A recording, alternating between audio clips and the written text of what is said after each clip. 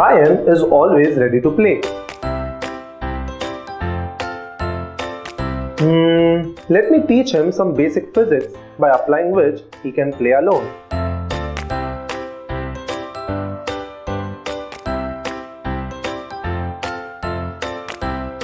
Here, what I taught to Ryan is Newton's third law of motion. Here, Ryan is doing an action of throwing a ball, whereas ball is offering an opposite reaction.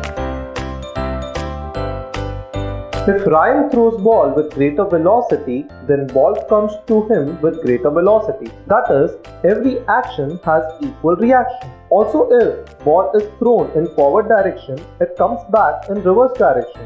That is, it has equal and opposite reaction. As ball is thrown, it comes instantly, means we can also add up it has instantaneous reaction. So we can say every action has an equal, opposite and instantaneous reaction, and that is Newton's third law of motion.